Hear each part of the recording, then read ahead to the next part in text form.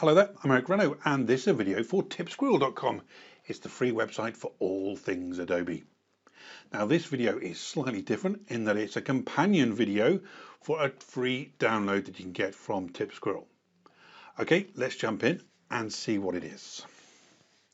So here I've got two files that you can download: Channel Setup PSDT and Posts PSDT. Now we're going to take a look at Channel Setup in just a minute, but first of all let's open Posts. There we go. Now because it is a template, it's going to open up being called Untitled, which means it's not saved anywhere. All we've done is opened up a template. So what I'm going to do is I'm going to go and save this straight off the bat. So let's go to Save, and then I'm going to make a folder somewhere. Let's go back up here, Desktop, Apartments. Let's go New Folder, and I'm going to call this one Posts, and then in here I'm going to call this Happy Man. Good. Okay, so now I've got my template, my image that's called Happy Man. What I want to do now is start to populate this. Now I've gone to Adobe Stock to get some images for this, including the logo, by the way. And what I'm going to do is I'm going to make several posts using the same images for different outlets. So let's start with Facebook. Now let's have a look here. First of all, we've got Artboard 1. Its one's down here, and rather confusingly it's all on its own, but it's behind all the other artboards. Each one of these squares and rectangles is an artboard. Now if I go to Facebook, you can see that it puts the handles around it. We know that that's the one that is selected. If I come off of that, go to the Tumblr one, there you go. Now while I'm working, I may not want to go through all the different artboards in the layers panel, for example. So the best way to work here is to bring the cursor up to the artboard that you want, take it to the edge, and you'll see that the cursor changes to a black arrow. If I click, then I've then selected that artboard and it's selected within the layers panel. All right, with that selected, I can go and get my artwork. I'm going to go and grab this Happy Man here and just drop him in. Now when I do, you can see that it's clipped to the artboard. I can't put it anywhere else, so let's put it in there, and then let's make it the right size, or the size to fit the canvas, of course. There we go. All right, so that's that done, and now let's put in the logo, drop that in. I'm doing this very quickly, by the way. There we go, and then just drop that down. Okay, click the tick. All right, so now I've got an image and the logo that I'm going to put on Facebook, but I'd want to perhaps do that for everything, and that's going to be laborious to keep saving it out. So remember where we saved that just a minute ago? We saved it in Posts. There's our Happy Man PSD. What I'm going to go do is going to go to File and then Generate Image Assets. Now on the artboards, you may have noticed that each of these artboards has .jpg after it. It's going to generate a JPEG of that artboard. So sure enough, if I go back, you can see now we've got Happy Man Assets. If I double click in that, there is my Facebook image all ready to go. There we go. Okay, doesn't look too good to me. The logo doesn't show up very well, so let's change that. So I'm going to open up the Facebook artboard, and there's my two layers.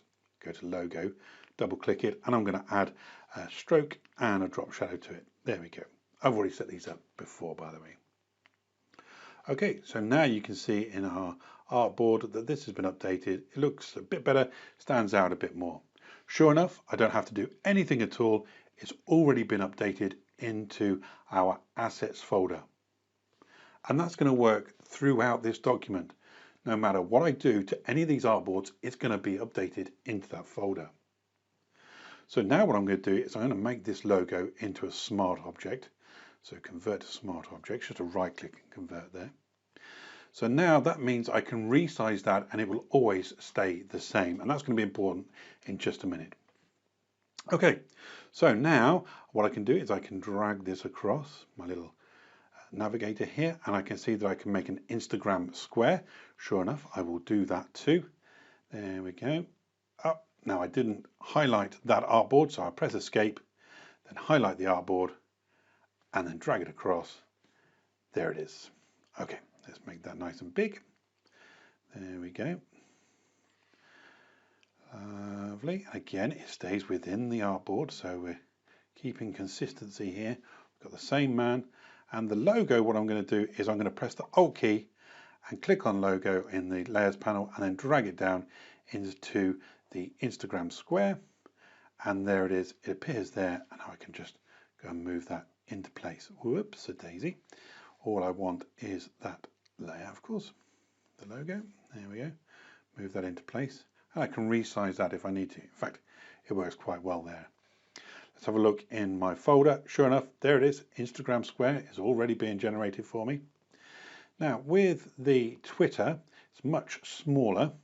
And the problem I have here is that if I try to replicate my logo there with the stroke and the drop shadow, it would get all out of proportion. But by making it into a smart object, I've really helped myself here. So let's go and zoom out a little bit so that I can make that into the right place. Select it first, diddly-dum, there we go. That's better. Okay, it does try and size it for you before it puts it down there. Okay, let's go in. Cool. Okay, let's try and make that a little bit better. Bring that out, holding shift, click the tick. And now, like I say, if I wouldn't have taken that as a smart object, all kinds of shenanigans would be happening. Alt, drag down, Twitter, InStream. There it is. Now I can Control T to transform. I just want that layer. And then bring that down. I'm going to hold Alt as well. So Shift and Alt.